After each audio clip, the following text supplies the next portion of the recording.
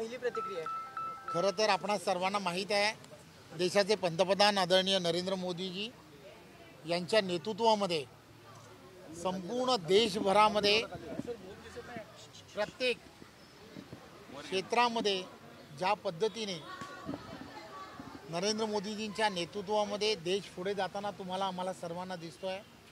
त्यामुळे सामान्य जनतेमध्ये एक अतिशय पॉझिटिव्ह असं वातावरण हे संपूर्ण देशामध्ये आहे। 12 बलुतेदार असतील, शेतकरी असेल, कष्टकरी असतील, या प्रत्येकासाठी आदरणीय पंतप्रधान नरेंद्र मोदीजींचं केंद्रातलं सरकार हे सातत्याने वेगवेगळ्या पद्धतीने त्यांना आधार देण्याचं काम करत आहे। याची पूर्णच्या पूर्ण देशभरामधील असणाऱ्या नागरिकांना कल्पना आलेली आहे आणि त्यामुळे कितीही नेरेटिव्ह विरोधकांनी सेट केला तरीसुद्धा संपूर्ण देशभरामध्ये नागरिकांच्या आता ते लक्षात आलं आहे।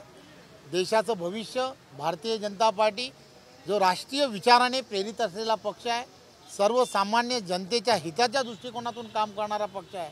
त्यामुळे दिल्लीमध्ये 27 वर्षानंतर आज चांगलं आणि एक यश हे भारतीय जनता पार्टीला मिळालं। सिसोदिया यांचा देखील पराभव झाला, उपमुख्यमंत्री होते, आपला दारू घोटाळा भोवला असं वाटतंय?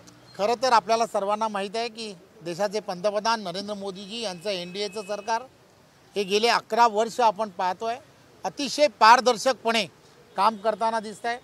आणि आपने दिल्लीमध्ये ज्या पद्धतीने भ्रष्टाचार केला होता हा सर्व जनतेला माहीत पडला आणि त्या जनतेने त्यांना त्याचं पूर्णच्या पूर्ण जनता जी आहे त्यांच्या या भ्रष्टाचाराला वैतागली होती आणि म्हणून भारतीय जनता पार्टीला स्पष्ट बहुमत हे दिलं गेलं। एकीकडे तुम्हाला स्पष्ट बहुमत मिळते, पण राहुल गांधींनी काल प्रेस घेतली, त्यात संजय राऊत, सुप्रिया सुळे सगळे होते। त्यांनी मतदान टक्का जो वाढला 5 वर्षात 35 लाख आणि अवघ्या 6 महिन्यात 36 लाख मतदाता वाढले, बोगस मतदान झाल्याचा आरोप केला त्यांनी। खरं तर आपण सर्वजण यांच्या प्रतिक्रिया ज्यावेळेला घेता तेव्हा एक गोष्ट लक्षात घेतली पाहिजे, सर्व आपल्यासारखे सर्व मीडिया आणि सर्व पोल्स सगळे सांगत होते, एक्झिट पोल सांगत होते की भारतीय जनता पार्टीला स्पष्ट बहुमत मिळणार आहे।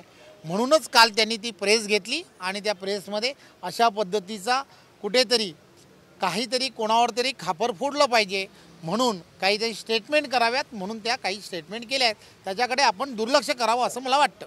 जयंत पाटील भाजपच्या संपर्कात आहेत असं बोललं जात, नितीन गडकरी सांगली दौऱ्यावर आहेत आणि त्यांच्या कार्यक्रमाला हजेरी लावणार आहेत। खरं तर आपणा सर्वांना माहीत आहे की आदरणीय देशाचे पंतप्रधान नरेंद्र मोदीजींच्या नेतृत्वामध्ये आणि आदरणीय महाराष्ट्राचे लोकप्रिय असे मुख्यमंत्री देवेंद्रजी यांच्या नेतृत्वामध्ये प्रत्येक असणाऱ्या समाजसेवा करणाऱ्या प्रत्येक कार्यकर्त्याला पदाधिकाऱ्याला हेवा वाटेल असं काम पंतप्रधान आणि मुख्यमंत्री करतायत।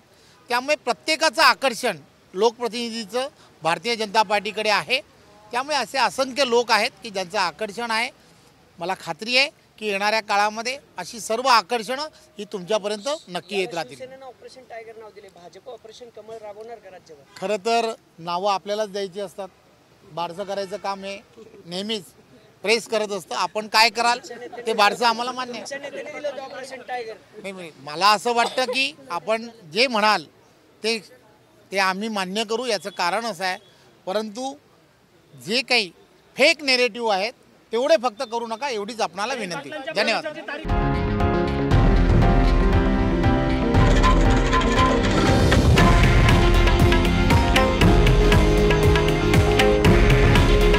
हे आहे देशातील नंबर 1 न्यूज नेटवर्क आणि आपण पाहत आहात TV9 मराठी।